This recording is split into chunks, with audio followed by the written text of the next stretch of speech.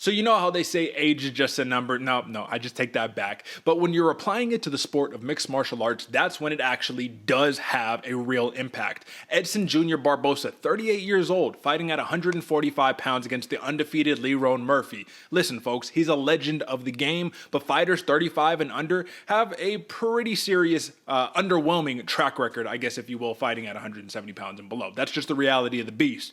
But when you have a legend like Edson Barboza, he wants to change course, and that's what we're here to break down today. What's going on, folks? My name is Derick G. Welcome back to another episode of the Bloody Water Podcast. Today, it's all about UFC Vegas 92, back in the Apex, and I can't break it down without my brother, my co-host, the Santa Fe Bomber, the New Mexico native, AJ. Edson Barboza is looking to revitalize this career, man. 145 pounds. He says, I'm in the best shape of my life. And you know what I want to do? I actually want a BMF fight against Max Holloway. That's the type of spirits that I'm in. Of course, he can't do any of that until he gets past Lerone Murphy. How you living? What do you think about the fights, bro? Living well over here, Derek, and I'm excited for this weekend, man. You want to say starting to revitalize his career? I say Edson Barboza has already started that track, man. We've seen him be that anomaly, be that legend in the game, and he's going up against a young killer. This is going to be a very fun weekend, brother. It's very clear that he's in the stage of his career right now where all the young hungry lions, if you will, he has to stake his claim against these guys. That's just what it is at this point. Now, are we talking title runs? I don't know if that's quite the conversation that we're having, but it's fun to have a legend like him still in the game showing the young folks what's up. But, of course, we're not here to mince words. Let's jump into a record recap. As you can see, folks, right down here below, it's a tight race. AJ, remind the people real quick, what exactly is it that we're fighting for here? Woo, folks, we're fighting for this bad boy right here. And if you look behind Derek, you can see he has two of them. But not only that, folks, obviously we're fighting for a little bit of our ego, but really all those numbers down below mean we're putting money in your pockets week in and week out. And you can see it right here, 60% and above, and only going to be getting all year long. And all that means if we got one of these coming behind me for this side, you know you're going to be putting some money in your pocket. So make sure you're telling a friend, folks. It's early in the year. We're going all year long.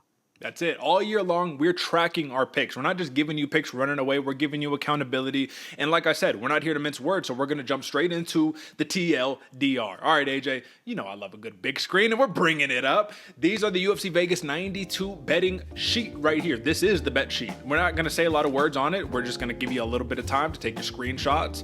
Of course, drop a comment down below on what you think about the picks, but what's most important is we want you to place your picks, run to your local sports book, and then comment after you made your money. And if you didn't make any money, come let us know. Odds of that are going to be very slim. You saw what the percentages were just one moment ago.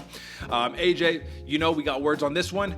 It is the consensus picks, brother. That's the one that we were looking for right there. We got 4 of them here today out of 5 fights. Per usual, I want you to give us the theme of what the consensus picks are today.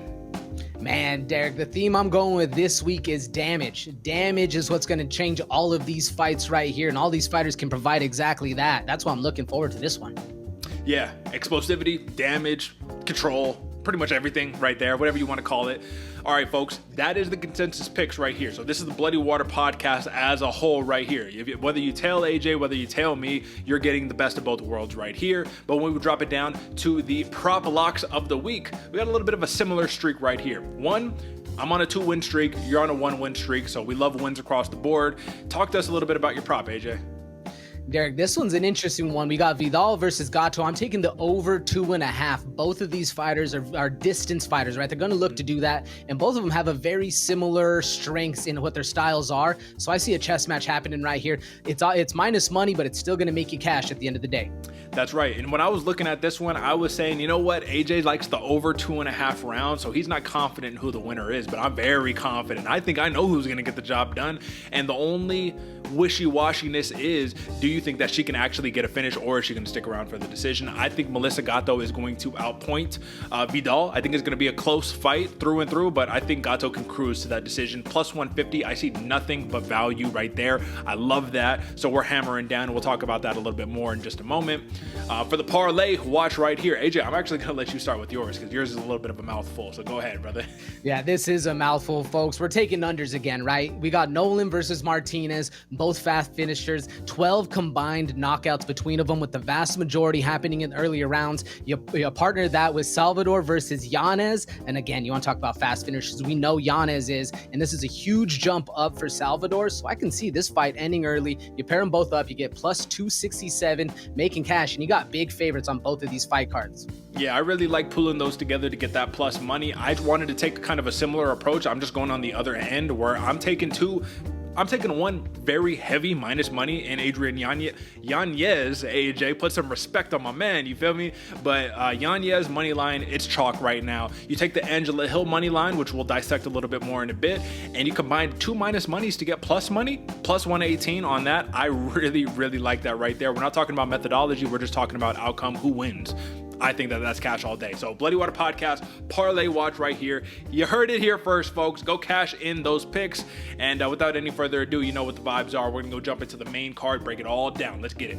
Here's to another main card breakdown, courtesy of your hosts, Derick G and AJ. All right, folks, you know what the job is to be done today. It's the main card breakdown. We're starting with the main event. We're going to break it down all the way down to the opening bout of the night for the main card, at least, of course. But before we do that, I would not be doing you guys any service if I didn't remind you to drop a like. No, we're not liking, we're subscribing. That's the action item here today. Subscribe, tell a friend to tell a friend, and drop a comment too. Let us know what you think about the program, what you like, what you don't like. Either way, we're here to bring you guys value. That's what we do on a day in and day out basis. We break down the film.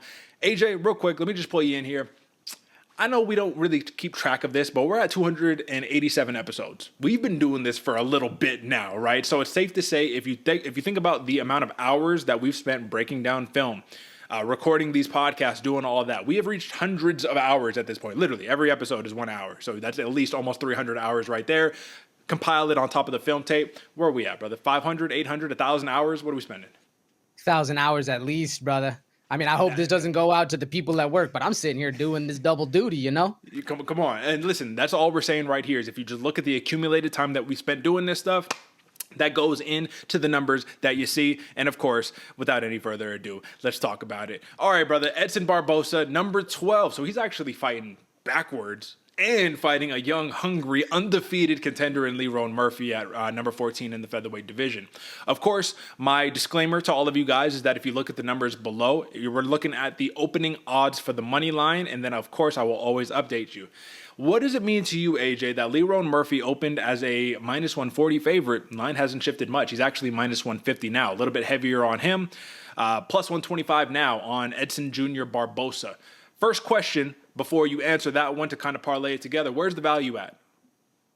Ooh, man, I see value all day on Edson Barboza, right? People are looking over him. People are seeing it. I mean, there might be some, if you're a Lerone Murphy bettor right here, there might be some juice in those props, and we can talk about that a little later. But why I think, or I'm not surprised actually to see this kind of line unfold as the opening odds and even growing further as the the fight gets closer, because a lot of people are hyped on Lerone Murphy, man. What is it, 13-0, 14-0, so 13-0-1, right? And this guy has some serious class and serious talent behind him, but it feels like everybody's always going with especially the odds makers, the new shiny toy that's on the block. And man, you know who shuts down new shiny toys? It's Edson Barboza. So I'm not really shocked to see these numbers this way. I do see still a lot of money coming in on Lerone Murphy. So one question that I have for you right here is that if you are a Lerone Murphy bettor as well, let's just play devil's advocate for a second right here because we already know what the consensus pick is. Lerone Murphy at minus 140 being an undefeated prospect who is fighting a dude who's 38 years old, fighting at 145 pounds. If you just look at it based on numbers alone, wouldn't you say that is also tremendous value for an undefeated prospect? Oh, 100%. I mean, you get this. If it wasn't Edson Barboza across the page, right? You're fighting just another fighter somewhere around Lerone Murphy's talent level, at least where people perceive him to be right now. He's going to be a minus 400, minus 500 favorite. So this is absolutely one of the best, especially if he wins. This is one of the best odds you're going to see Lerone Murphy in a long time. And I think so too, until you start breaking down the context of the fight. And that's what I'm excited to talk about here today. So let's talk about the last 10 right here. For Lerone Murphy, clearly undefeated. He does have a draw against Zubaira Tukhugov, right? So you got to take that into consideration. He's that's the 10-fight unbeaten streak, not an undefeated streak. I guess a little bit different. Edson Barboza, on the other hand, man, listen, it hasn't been the prettiest thing. 5-5 in his last 10 right here. So you're on an even split. He's on a 2-fight win streak right now, especially with that comeback victory against Sadiq Youssef. It just goes to show he still has some more in the gas tank. Now, I want to dissect Lerone Murphy before we jump into Edson Barboza. We know Lerone Murphy, he's technical. He's not going to be the highest volume striker in the world right there. But one thing that he does love to do is he loves to set up his boxing. If you put yourself in boxing range against Edson Barboza, one thing you're leaving yourself vulnerable to is the massive power of Edson Barboza, and still leaving yourself within that kick range as well, which we know Barboza just did it to Yusuf, man. If he lands the big one, it's real issues right here. So what's the path to victory for Lerone Murphy, given that he's so definitive in terms of his boxing approach? Man, what I think Lerone Murphy's going to do, and you're right, Derek, the boxing is very crisp. It's technical. I love the fast hands that Lerone Murphy sets, especially with the traps. But if you're going to go in there and play that game with Barboza, you're looking to get lumped up. We've seen how durable he is. So honestly, man, I'm expecting Lerone Murphy to try and fight on the front foot, be the bully, and try to get this fight, if not to the ground, but up against the cage, control and dominate, and not let the distance be provided to give that power that Edson Barboza has, right? Maintain that, control him a little bit, be the bully, beat him up. Let's see if he can be the hammer in this one, man, because if not, he doesn't really do the best at being the nail. That is a big point right there. Really quickly, let's bring up this big screen to just assess some of these numbers right here. So the biggest thing that I wanted to take a look at is that Edson Barboza, higher volume for his significant strikes right here. More important, let's take a look at that takedown average, right? So you say Lerone Murphy is not the greatest at being the nail, which I do agree. He kind of has a body language that I don't really enjoy. He gets knocked around the cage a little bit, right? And it just kind of makes it look more dramatic than it is. You get hit by a big Barboza shot and you go flying across the cage. People are like, oh, that scored big, even if it didn't. How much do you think he relies on wrestling right here? Because I see a clear path to victory for Lerone Murphy that does not involve boxing, and it's try to wrestle Edson Barboza, tire out those arms, tire out those legs, and then try to drag him into the deep waters. Only problem is I don't trust Lerone Murphy in deep waters yet. What do you think about that? Derek. No, I'm with you. That's what I think is going to happen in this one, especially it's a 5-round fight. So you're going to want to get Edson Barboza tired. You're going to want to get that lactic acid built up a little bit and nullify that danger that he presents, right? And if Lerone Murphy, I see it all day long, man, shoot a takedown. That's one of the first notes I wrote. Expect him to shoot the takedown because that seems to be the clearest path to victory right here. Now, when you look at which one of these fighters have gone 5 rounds, I mean, it's not Lerone Murphy. He's gone nothing but 3 rounds in his last 10. Edson Barboza, on the other hand, though, super veteran. He only went 5 rounds. He only had a 5-round fight, I guess I should say. This last one, he did go all 5 rounds against Derick Yusuf, and he was the fresher fighter as the fight got late. So I think that'll be interesting. And with all of those X's and O's aside, we know Murphy's probably the more technical fighter. Barboza has more power, more experience, more poise, more veteranship. Now let's break down these props right here, man. If you are looking to grab the most value of this one, right? Some would argue just go straight Edson Barboza money line, right? Plus 125. Doesn't matter how the fight takes place, you're going to get the big money if he wins. But if you're looking for a prop right here and you're looking on either sides of the coin right here, are you favoring a finish in this fight, or are you going to be favoring going the distance between either fighter?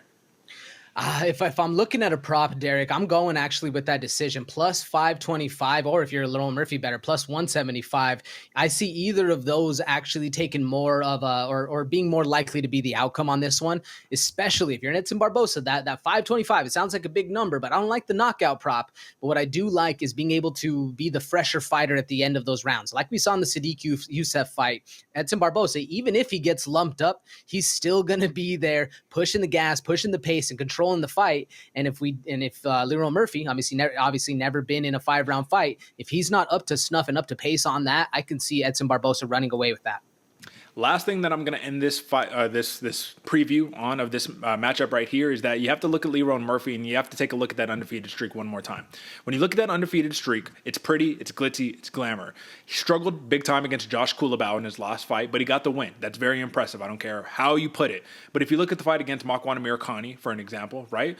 He was struggling. He was struggling against Makwan Amirkhani, right? I think Makwan might have even run that first round right there. And I mean, Makwan definitely on a downside of his career right there. If you look at Douglas Silva de Andrade, who's kind of getting knocked around by him, he was able to go ahead and get a decision victory over him as well. You just have to look at the resume. I don't see anybody on this list of fighters that Lerone Murphy has built this 10-fight win streak to compare against Derick Yusuf, Billy Quarantillo, Bryce Mitchell, Giga Chikadze, Shane Burgos, Dan Ige, Paul Felder, Justin Gaethje, Dan Hooker. The list that I just named named right there for Edson Barboza. It's pretty spectacular. So with all of that being said right here, I got one more bet that I think is going to be the actual cake. This is something that I should have made a prop lock, but you can't have multiple prop locks. That's at least not how we do it here. Folks, I'm going to give you the buzzer. I'm going to give you the slammer right here. We're going over 3.5 rounds, minus 165. Tremendous value. I am throwing a lot of money on that one because I do believe that we are going to go late on this fight right here. I don't think Lerone Murphy has the finishing capacity over Edson Barboza, and I don't think Edson Barboza is going to get an early finish in my opinion. So that's what I got on that one. AJ, any last words on this? I like it, Derek. I like it. If that plus 525 scares you, if it's a little too big, I love that. What was it, over 3.5?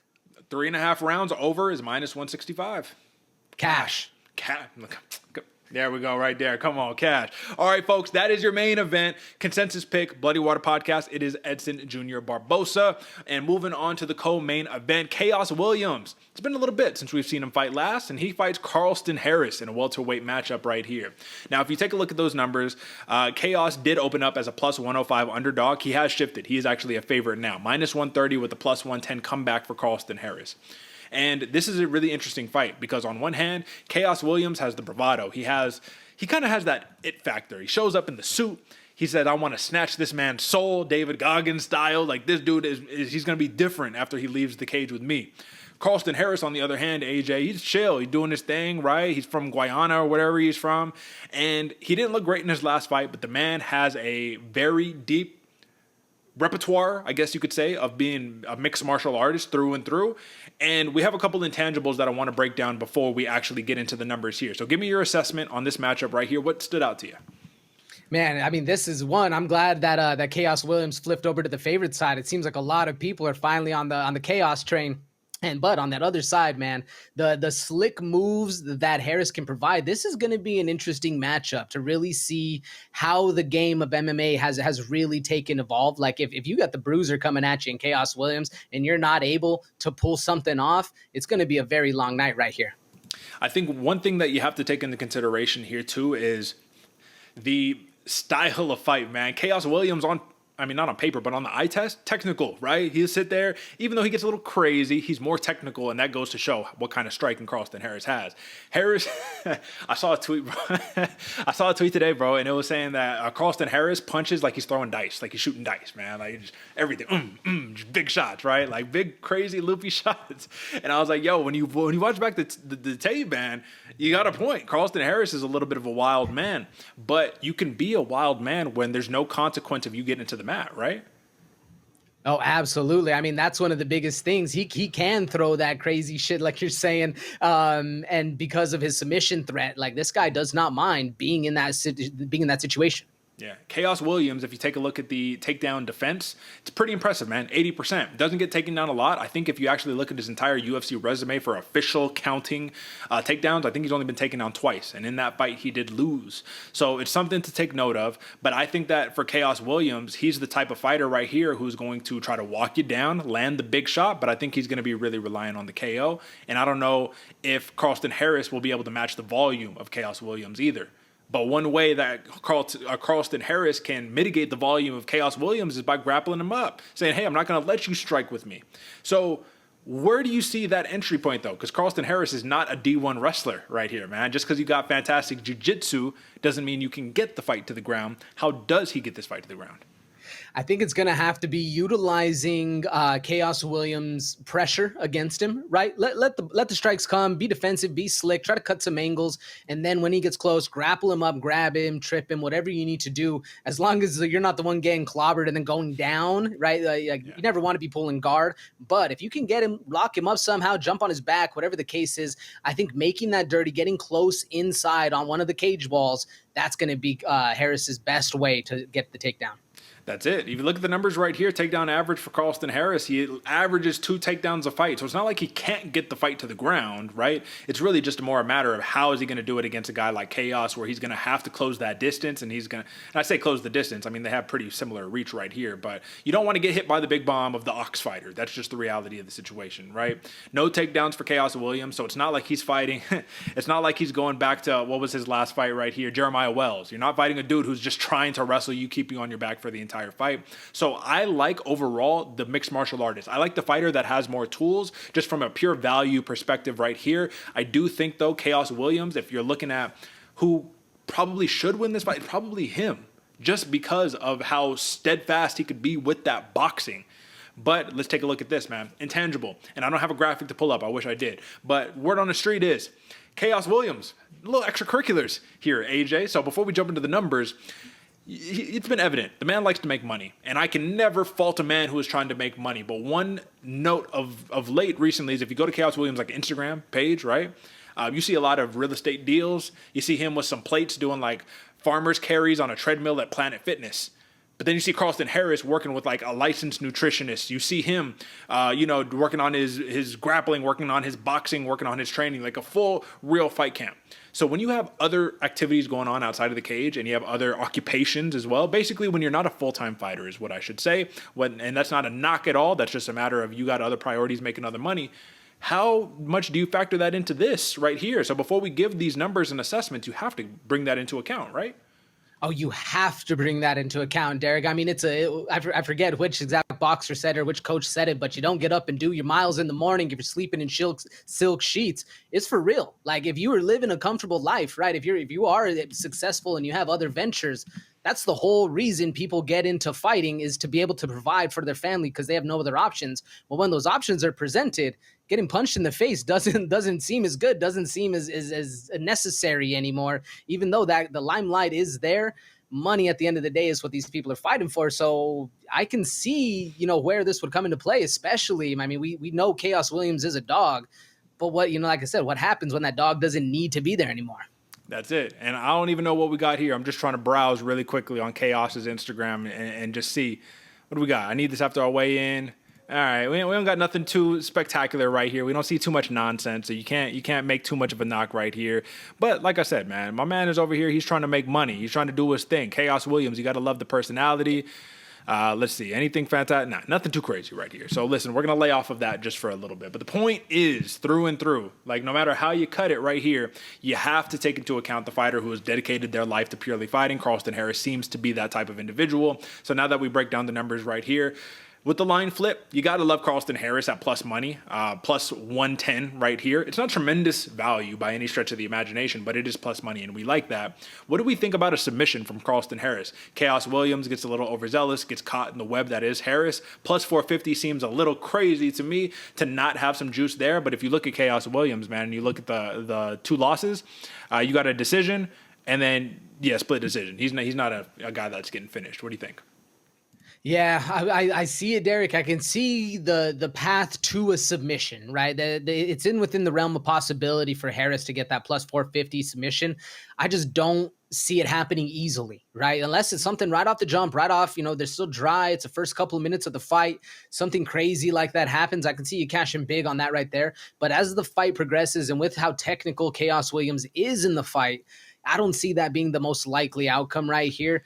I'm looking at a prop. I'm looking at that plus 300 decision for Harris. I'm glad you brought that up because I was going to ask, what do we think about a plus 300 decision? Clearly you like it, given that the man is finished the fight has finished over his last 10 fights. 8 of the 10 fights have gone to a finish, man. This is not a guy who goes to decision a lot. That's what I was saying. I was like, all right, how is it going to take place? If he can get Khaos down, maybe he could submit him, but he could do a lay and pray too. You know what I mean? If Khaos is too stubborn to to give up, you know what I mean? You could just win out on points, man, but it's a matter of who does the real damage. So as you could see, plus 115 TKO prop for Khaos Williams. Even if you're a Carlston Harris better, do you say, give me a Khaos Williams slight hedge on a money line at minus money? Or do you say, let me just give that plus 115 a little bit of juice? Because I do see that as the primary path to victory for Williams.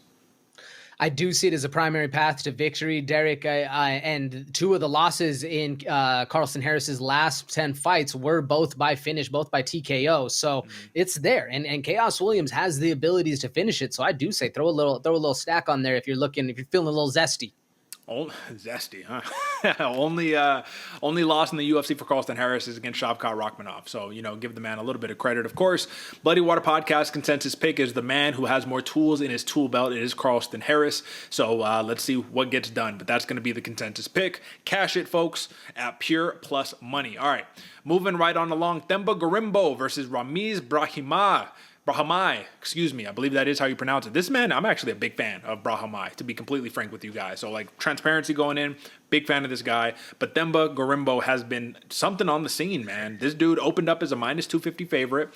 Line has shrunk, AJ, and for good reason too. Minus 150 now for Gorimbo, plus 125 comeback for Brahimaj, who has not fought in quite some times, man. He had his ear chopped off by Max Griffin. He had some injuries. The man just can't stay healthy, but now he is back.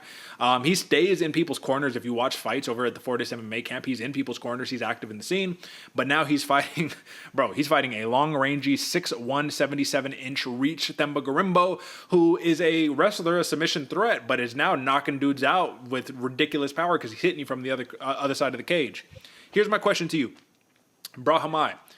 What do you, off of just, I'm sure you did some tape study and all that. That's what we do here at the program, right? But when you associate the name, what do you think? Do you think, ooh, scary contender, scary prospect? Or do you think unknown commodity?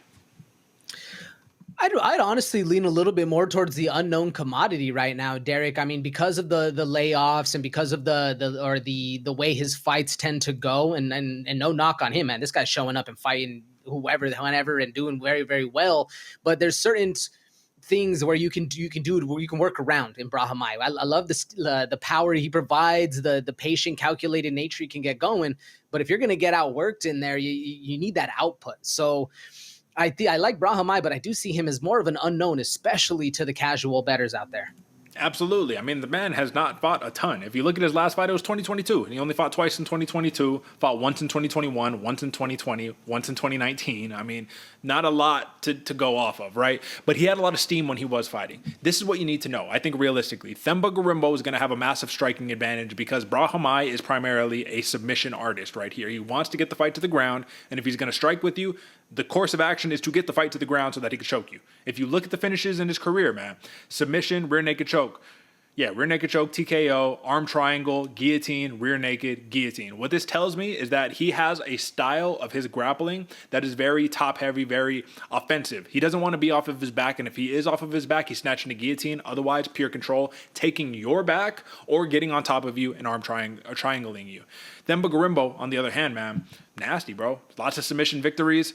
He's got a couple decisions as well, but the biggest thing that you have to take note of is that Pete Rodriguez TKO that he just had, man. That thing was pretty beautiful, man. It was a one-hitter quitter, just kind of shot him dead right there, you know. Forgive the reference, but the question is, how does Brahimaj close the distance against Gorimbo? I think he uses the pressure that he likes to present, right, Derek? I mean, this guy, like I said, he does throw heat. So that's one of the advantages of Brahimaj coming in and putting the pressure on Gorimbo. You just need to avoid the counter strike and need to avoid the slick nature that Gorimbo presents. Because like you said, he can hit you all the way from across the cage. Yeah. But if Brahimaj can use a little head movement, get up on the inside, be patient and wait for those times to attack, he can have success trying to get this fight to the ground. And that's why on one hand, I really like Brahimaj here just from a pure submission play right here. If he could get Gorimbo to overcommit on his strikes, take him down, and get a quick submission in the first round, get him with that arm triangle, something like that, you see the value. But Gorimbo is not a dude who is necessarily... how would you say? He's not a guy that's just going to sit there and just let you play that grappling game with him, per se. If you look at his losses, AJ Fletcher, he did get guillotine choked against AJ Fletcher. Aside from that, it was just a decision loss against... Henderson Fajeda, and that was back in 2021. So the point that we have here is I think that Gorimbo is definitely a prospect you want to keep your eye on, and the ring rust for Brahimaj specifically is a reason why I want to lay off of him. I'm kind of fading him on this matchup. I want to see how he does. If he surprises us and he gets the victory right here, right on, I think that Gorimbo has more tools, and I think the biggest tool right here is if he needs to keep it standing, I think Gorimbo has a pretty massive advantage right here. What do you think? Yeah, no, I agree with you. If this stays standing, especially at range and not up in close in boxing, I see Gorimbo doing very, very well. To me, Derek, this is a prove-it fight, right? Both of these fighters, this could be one of the moments in their career where they just get elevated or they kind of get left in with the rest of the crowd, right? So this is a prove-it fight to me. I'm excited to see who does get the victory. I'm leaning towards Gorimbo, like we showed up earlier, but Brahimaj, do not sleep on him because he will be a damage doer here in the near future. Yeah, you can't sleep on him, but you do have to also give credit where credit is due. If you get dropped by Court McGee, you know what I mean? If Max Griffin slicing your ear off and stuff like that, listen, I don't want to take two just like one-off factors and apply it to a man's entire career. This dude's a beast, right? Gorimbo, man, he's just showing a little bit more promise. So here's the play. The play is going to be pretty simple. I'm not taking Themba Gorimbo at, what do we have, minus 150. I'm not taking him at a pure minus 150 play. I am really interested to know what you think about that over 1.5 rounds that I really like at minus 135. I like that over 1.5 because I can see either of these fighters getting a finish, but I don't think it's going to happen early. That over 1.5 at minus money makes a lot of sense. And I'm going to leave it at that. You know, we're kind of on an unknown right here, given the ring rust of Brahimaj and just seeing how these two grapplers cancel each other out. But I love that over 1.5. And if you are on the betting side and you are picking a fighter right here, Bloody Water podcast consensus pick, it is Themba Gorimbo. So shout out, big fight right here. And let's move it right on along. Adrian Yañez versus Vinicius Salvador right here in the bantamweight division. AJ, we've been brainstorming this thing for a little bit. Folks, just know we're workshopping it. There's no official name on it, but this is a line check right here, something that we need to definitely think about. So if you look at the open right here, minus 250 for Adrian Yañez, plus 205 comeback for Vinicius Salvador. If you look at the current odd right now, it is, and let me just make sure I got this right. I do. Every time I look at it, I'm like, how? Minus 400 Adrian Yañez with a plus 300 comeback for Salvador. And your eyes are pretty much the same matching mine, where it's just like, I'm not understanding. I love the prospect that is Adrian Yañez. I think that he's going to win this fight. Cat's out the bag. I think he's going to win the fight. I don't agree with minus 400. I cannot lay a single penny on him at minus 400. Given that he just got his legs battered by Jonathan Martinez in his last fight, now he's coming up against a dude who he should be able to beat in Vinicius Salvador. But Salvador's coming out of that, the Hibas family camp, right? Where they practice a lot of Muay Thai over there. He's got some sick grappling. And guess what? He throws from the hip, man. He throws bombs right there. So what makes the odds makers so confident in Yañez being a minus 400 favorite against Salvador here? Derek, I don't know. I agree he's the favorite in the fight, but minus 400 is a little wild to me, especially with how either of these fighters can finish the fight early. I mean, they're both bangers, man. They can both come in and do some serious damage to each other. So like you said, my eyes showed it all, man. I'm not sure what's going on. Maybe it's just because they're not doing tape study on Vinicius Salvador, but he's a killer out there, man, and nothing to be trifled with at all. And again, like just to like double, triple down here, Adrian Yañez is the play. Like, it's very clear. We think that he is the man who should win the fight. I just don't agree with that heavy of a line being laid on him, given that Salvador does have some real pop in his shot. Now, Salvador coming off of 2 losses to CJ Vergara and Victor Altamirano. Okay, understood. You know what I mean? We get it. Maybe that's why. If you look at all of his finishes, though, man, he had 4, first, second round finishes going in a row. The other reality, too, is he's not fighting the stiffest of competition. Adrian Yañez, his losses are to stiff competition, Jonathan Martinez, Rob Font. So let's look at the play. I don't see juice here with a minus 140 TKO. I could see Yañez beating up the body of Salvador, going up high once he starts thinking low and getting a counter-strike finish. I could totally see that. We know his boxing is crisp. It's awesome. But minus 140, man, do you see any value? Can you place a wager on Adrian Yañez in any capacity here? Not on these numbers, Derek, but that's why I'm throwing him in that parlay with the under money because, no, I'm with you. I don't, especially minus 400. What are we talking about? Not a chance. Minus 140, I can see the TKO happening, but at the same time, I'm not sold on it for minus 140. So that's why I'm throwing this one in the parlay, brother. Here's one that's interesting. Over 1.5 rounds, minus 145. What are our thoughts? I'm actually going with the opposite, man. I like the under money. What's the under money? Plus 150. Plus 150. You're getting plus 150. Both of them fighters with a huge jump up for Salvador. I like that, but I can see where the calculatedness of how this fight needs to play out because both of them are strikers and both of them are dangerous. I can see how it pushes it might to that those past rounds. That's right. So it's plus 115 on that one, just so the folks at home can understand that one. And yeah, AJ likes that one. Now, play devil's advocate for me, though. Minus 145 on an over right there, even if you throw in an additional bet as a hedge for the unknown nature of this contest. If you don't believe that Adrian Yañez is going to come out here and just starch him quick, would you throw any hedge on that? Yeah. Oh, yeah. Especially at that cash-in rate, because Salvador, like I was saying, is dangerous, right? He has the power, he has the camp behind him, he has all the intangibles, and going in as somewhat of an unknown fighter right here, you could always have that factor of Yañez just taking it off a little bit, not knowing what's going on. I'm not saying that's going to happen, but there seems to be times where in a fighter's career, you're on a 2-fight loss streak, you think you're going to get one back, you go in with just a little bit less or more bravado, or less callousness, cautiousness, whatever you want to call it, and then something crazy happens, and that's when stars get made, and that's the shot that Salvador has presented in front of him right here. Is this a fight of the night contender right here? Do you think this has what it takes? And even if it gets finished early, you know what I mean, the sentiment that I mean. Is this a pure banger alert right here? I think so, Derek. I think so. Both fighters on a 2-fight loss streak, both of them coming to look to prove something, as well as Yañez looking to not have something taken away from him. Yeah, I can see this one being a fight of the night contender. And where I do see value in that TKO, I'm not betting. Stay away. That's me. Derick G's side of the screen right here. We're saying stay away from this fight completely unless you're working overs and unders. But I do see Vinicius Salvador backing himself up to the cage, and Yañez just going to town. Body, head, up, down, left, right, whatever the case may be. Beautiful counter striking by Yañez. And I think that you have to be real right here, AJ. Even though Salvador is going to be a tough competitor, this is a get right fight for Yañez, correct? Absolutely, Derek. I'm trying to play devil's advocate, but no, this is a big one for Yañez to come back and get one. All right on. Bloody Water Podcast consensus pick, Adrian Yañez right there. All right, and to open it up right here, number 9 ranked Luana Pinheiro versus number 12 ranked Angela Hill.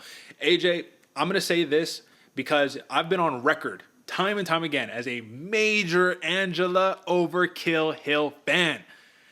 I get concerned when I see her open up and maintain a fight at minus money. I get very concerned. The value that we've been able to place on her has been at plus money time and time again. Why? She gets robbed out of the split decisions. We know the controversy. She's an older fighter fighting at 115 pounds, man. What is she at? She's like 38, 39 years old, something like that. And she didn't have that grappling upside for many, many years that she has been working on as of late. The good news is, she's fighting up the rankings, so I'm imagining she's super motivated for this one. And another fight that she gets where she's not fighting somebody who's looking to hug her for 15 minutes, man. So this is an interesting contest. When you saw this matchup right here, who was the immediate favorite in your head before you saw odds? Honestly, Derek, immediate favorite in my head was Angela Hill. I mean, with all those intangibles you're listing, we've seen her kind of falter at some points, but this is one of those fights where it seems like everything is going for Hill right here. Like all the momentum's carrying her forward. And when you got a fighter like Pinheiro that just likes to throw that big power shot right hand, big shots, she overextends herself a little bit. I can see the speed and the skill set that Angela Hill presents, cutting angles, beating up the body, going to work right here, and making this a noteworthy performance in the Angela Hill corner. And if you look at her last fight against Amanda Ribas, yes, she lost the fight. Yeah, on paper, on paper, she got knocked out. I mean, she got knocked out, man. It was a TKO. It was what it was. She was winning the fight, though, man. She was winning the fight, and Amanda Ribas needed that kind of Hail Mary to get the victory right there. But the reality is this is a matchup that is going to be a technical fighter who's going to mix it up and do a little bit of everything versus a fighter who is looking to get you out of there immediately. You talked about the winging punches. You talked about the big shots that she throws, man. From the jump, from the buzzer, as soon as it opens up, she's throwing haymakers out the gate. And here's the thing, man. It doesn't matter if she misses most of the shot. If she clips you a couple of times, you saw Ribas' face, bro. If this is a fight that is predicated off of damage, that's where this could get really interesting. Because a lot of people say, what's the Luana Pinheiro game plan? It's to get outstruck on the feet, right? It's to get a little bit out-wrestled and all that, land a couple big shots, and then win the controversial round 3 to win the fight. Like, that's the game plan for Pinheiro. And I agree to a degree, because if you look at Angela Hill, she doesn't do well when she's facing major pressure against big power shots. Look at D. Gomes, right? Denise Gomes. Angela Hill did what she needed to do to get the victory, and that was a beautiful win. But when Gomes started unloading big shots where it was reckless abandon, AJ, this is what I'm talking about. I'm talking about the reckless abandon of, I'm going to drop my guard, I'm going to throw big shots, and I'm going to hit you like Vitor Belfort style. Just blitz at you. We don't see Angela Hill react the best right there. And I think the reason why is because naturally she's an atomweight, dude. She's not even like a real straw weight if you look at the frame. So if Pinheiro can get a couple of those good exchanges off, man, do you think that she could get this done purely just off of damage? I do, Derek. I do. Just purely off of damage, and like you alluded to before, we've seen Angela Hill robbed of split decision victories. So if that goes to these judges, and we're seeing the big moments, right? The oohs and the ahs from the crowd as Pinheiro's landing those big shots. We see the big shots, the big looping shots, and we know how to avoid them. But for people watching, that's big. That's like huge to them. They see that kind of stuff. So that right there can skew the judges going forward, and I could see Angela Hill getting robbed of a decision right here. And if you look down at the money line right here, that's why I said it was really interesting, because Angela Hill opened up minus 140, plus 120 comeback for Pinheiro. The line didn't shift, man. Minus 135 for Hill, plus 115 for Pinheiro right there. So at the end of the day, man, I mean, the odds makers are pretty confident in this one. This is what blew my mind. Look at the TKO prop of each fighter and just tell me what you think. Plus 800, I saw that too, Derek. I don't see where their minds equivalate Angela Hill's TKO prop to being the same as Pinheiro, because Pinheiro is so much more likely to land that big shot and something crazy happen. That's it. And maybe it's because Pinheiro got TKO'd in her last fight, but that was an accumulation thing. You got hit with the spinning kick, you're gassed out, you're tired. I don't know. I just thought that was ridiculous. But one place where there is a lot of value to be had, Angela Hill, through her last 10 fights, no finishes in those last 10 fights. Very clear, no finishes. Plus 100 decision prop for Angela Hill. If that does not scream value, I don't know what does, because you tell me, is she knocking out Pinheiro? Is she submitting Pinheiro? I don't see it. What do you think? No, I don't see it at all. And Derek, I'm glad you brought it up, because I was going to ask about a plus 100 for a decision. Sounds like the smartest play right here, especially on the other end. You get the plus 180. But the big thing, the big asterisks, I always like to think of it in these kind of fights, you're also taking the judges into consideration on that one. And man, for some reason, it seems like they hate Angela Hill. Yep, that is accurate. But if you kind of take I like to apply different pieces of logic based off different bets, right? The over on this fight is 2.5, of course, right? Minus 400 for the over. Minus 400. That is chalk. And then you got Angela Hill plus 100 for a decision. Now, if you go check your sports books right now, I don't know what it's going to tell you. This is what I pulled out prior to us recording this program here on Thursday. Come Saturday, might be a different line. So that's why you need to go ahead as soon as this thing drops tomorrow morning, or when you're watching this on Friday, cash the bet. But Angela Hill, plus 100. I think that she's going to mix in the clinch. I think she needs to be careful with the clinch so she doesn't get bullied around by Pinheiro. But I think she's going to mix in a little bit of the wrestling, a little bit of the clinch, outstrike her, pure volume, and try to stay away from the big shots. And if she can do that, I think it's a clear victory for Angela Hill. Don't like the age, don't like the intangibles, but I do think Pinheiro is a little too reliant on just big monster shots. And if she cleaned it up a little bit, I think she'd have a lot more success. But that's going to be my assessment of this one. Plus 100, Angela Hill. That's what we're going to be cashing all day long. Or if you want to throw in that money line parlay that I had, Yañez and Angela Hill, cash money, baby. Let's go. What do you think, AJ? I agree with a lot of what you're saying, Derek. And if you're an Angela Hill bettor, man, staying perfect for that 15 minutes sounds like a doable option. I'm on the other end. I'm going Pinheiro, and I may not take that plus 800 TKO. I can see this fight ending a bunch of different ways. So I like the money line at plus plus 105, 115, whatever it moved to. Yep. But like Derek said, if you're looking at cash money, whichever way you're betting on this one, whenever you see this, hit your local sports book, because these numbers are for sure going to change. Absolutely. And Pinheiro, just to, clear it all up, plus 115 is the line, and I do see a lot of value right there just off of a TKO upside. So that is your main card breakdown for UFC Vegas 92. And now you know what needs to be done. We're not done yet, folks. We haven't even hit the best segment yet. We're now talking about the unknowns of today, but the stars of tomorrow, the people that you want to be on early, because that's when you get the best lines on them when you're betting their fights. And what we're talking about here today is going to be the sleepers. Let's break it down, baby. It's time for some fight night. If you ain't paying attention, you're gonna sleep on me and I'm gonna wake you up. All right, folks, we got some fun ones in store for you. We're not going to mince any words. We're going to jump straight to it. So, AJ, let me tee it up, pull it up on the big screen, and talk to the people. First, let them know this is like the second, third rebooking of this fight right here. This is not an original opponent. Talk to the people. This is a rebooking, folks, and this is a fun one, man. I'm really hyped about Umar Sy. And if I'm butchering the name, he's a French prospect. Well, when he gets a little more time in there, we'll correct it. And if you're a fan, correct me down below in the comments. But 9-0, man, coming out of Paris. Like I said, I'm excited to see the caliber of fighter that the new French MMA scene is producing, because we've seen some killers. And if you look like Derek's showing, TKOs across the board. And how can you not go for pick a fighter over here? Tuco, such a great name. but also a finisher, man.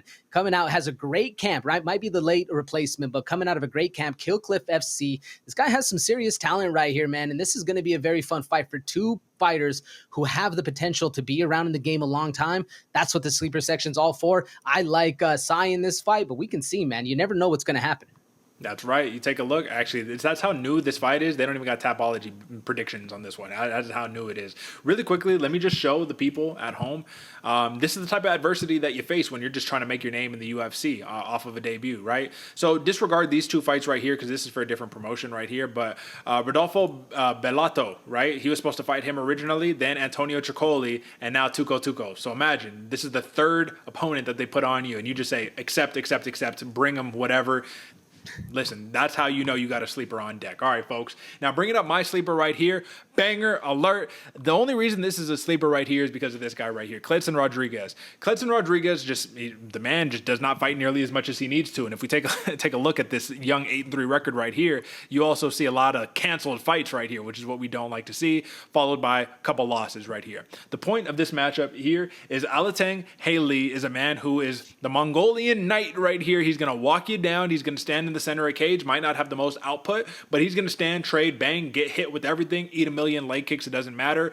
Edson Rodriguez is a showman. He is one that wants to get in there and light you up with spinning shots, big technical techniques right here in the bantamweight division, and you want to come back off of that loss, given the man has such great, he's a great prospect right here. So Shannon Ross is his sole TKO in the UFC. He did get a couple of victories right here coming in prior. He's a favorite. If you look at the numbers right here, look at how even split that is. It's because you have a veteran in Alateng Haley, and then you got the unknown commodity, which we mentioned earlier, in Edson Rodriguez. Just know this, if you want to talk about what the future of the sport is, you're going to be circling this guy right here. You're going to take your red marker and you're going to circle all around that. So Edson Rodriguez, that's your sleeper. Didn't get as hyped up for this one as I normally do, but just know it's going to be a banger right there. So tune in, folks. All right. And with that being said, AJ, we still got a little bit of time for a prelim pour-over, baby. So we got a couple of fights that we should definitely browse through. You know what the game plan is. I'm going to pop open the big screen, and let's just highlight, man. We don't have a lot to work on, but there is one fight specifically that we have to talk about because I have a bet that I want to talk about on this one, and this is Abus Magomedov versus Warley Alves right here. AJ, how do you go from headlining a fight against Sean Strickland to buried on the prelims on a UFC Vegas 92 card, which let's just say the people don't really enjoy? They're calling this regional MMA right here. How does this happen to one's career? Yeah, you pissed off somebody, you slept with somebody's wife. No, I'm just kidding. I don't know exactly how, but man, this was an interesting one because this one jumped off the page to me, and I'm pretty sure, Derek, check me if I'm wrong. Yeah, no, Abus is the favorite right here, but like you said, buried in the prelims. I can see him working his way up and getting back to the spot, but maybe they just threw him into the limelight a little too early, and he asked to be thrown back. I don't know. What do you think? I honestly, I'm lost for words right here because it seemed like they're trying to build him, and then you toss him here against Warley Alves too, which is not like the easiest to fight. So it's like, it's really interesting here, but this is my point. Warley Alves is a gritty veteran right here. Abus Magomedov, has shown that he doesn't really have more than a round of gas tank, but hopefully he's worked on that a little bit. This is the key right here. If you look at the odds, Abus opened up as a minus 185. He's swollen to a minus 275 favorite right here. The bet that I want to look at, though, is going to be 1.5 rounds. The over is plus 105. And I'm like, okay. Now we know not a fantastic gas tank on either end of the spectrum here for these fighters. But over 1.5 rounds, folks, if you have to do a little bit of math, that's 7 minutes and 30 seconds. If this fight can last more than 7 minutes and 30 seconds, you're cashing on plus money. And it doesn't matter who wins, what the inevitable outcome is. When I saw that, I wrote it down and I circled it and I said, we need to revisit this. Have not placed an official bet for myself, transparency-wise, but I need your thoughts, AJ.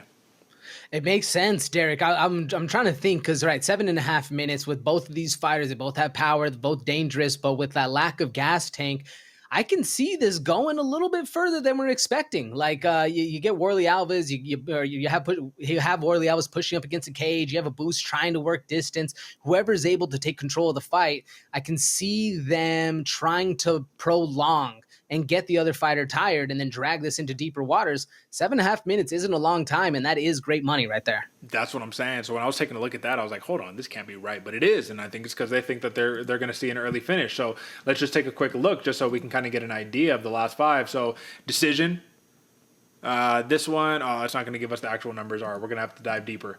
All right. So easiest way for us to tell. So decision, second round right here, 4 minutes and 20 seconds of the second round. Overall, does it tell us the overall fight time? It doesn't. If I dig even deeper, it would, but it doesn't. First round, second round, first round, first round, first round. That's why. It's because it's fucking a million first round finishes for Magomedov. But when he got right here against Warley Alves, yeah, it's not an easy guy to finish like that, right? Yeah, Ikram Alaskarov, that was a very impressive victory that he got right here. Before that, Nicholas Dalby took him to a split. Jeremiah Wells took him to the second round, which is impressive right there. He got the knockout against Manur Laziz. I remember that. That was fantastic. Look at that. A lot of second round stuff right here. This is the point. The point is, yeah, finishers. When two finishers meet in the ring, though, sometimes they equalize each other. They cancel each other out a little bit. So that's my take on this fight right here. What other fights do you see popping off the page for you? Man, I mean, Paeta Rodriguez or Rodriguez Carnelosi looks good as well. Derek, I mean, this is an interesting one because I can see not a lot of fighters or not a lot of fans, liking this card, tuning in. But this is definitely a fight you got to check out. And with Carnelosi being a big underdog right here, I mean, I could see money coming in on her, but Rodriguez, she is a killer.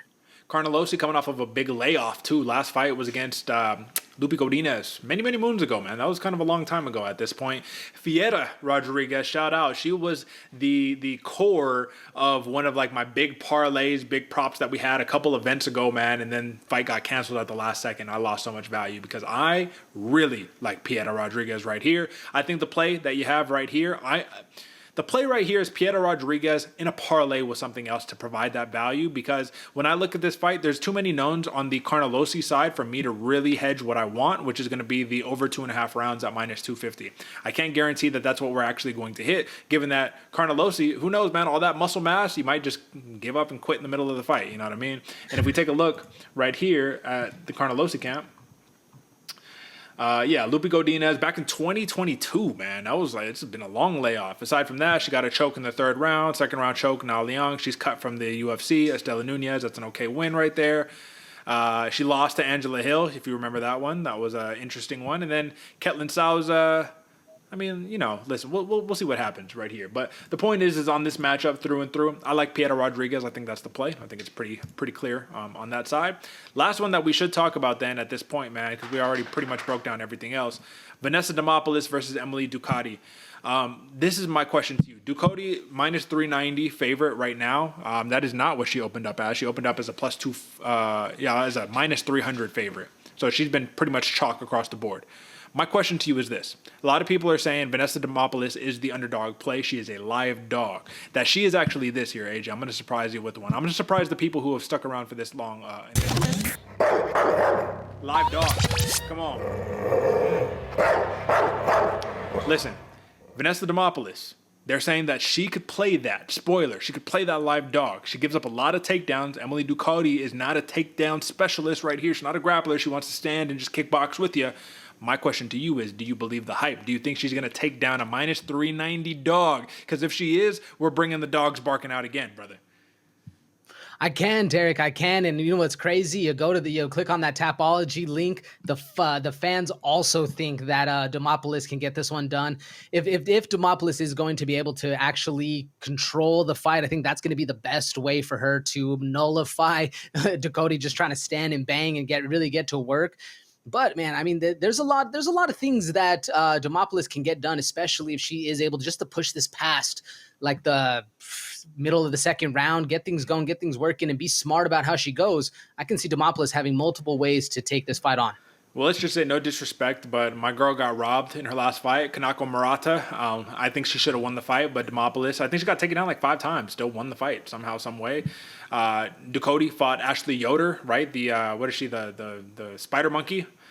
She beat the grappler in the last one, so it's going to be an interesting one. I think that there's some value on Demopoulos, but until we get a little bit closer to the fight, I'm staying away from this one. I think it'll be a fun scrap, though. And with that being said, folks, we just gave you the whole entire rundown. So one other note, now that we made it back to the outro right here, and folks, I'm going to give you guys a PSA.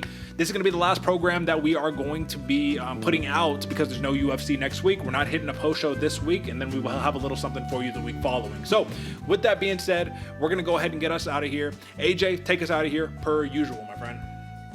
Ooh, folks, we've said it before. We'll say it again. Only people that are actually staying accountable. And like you said, Derek said in the beginning, man, you're winning money. Make sure you let us know. But if you're not, right? If you go with one of us, you tail one of us, and we let you down, let us know down below, man. We hold ourselves accountable because we know we're winning you cash week in and week out.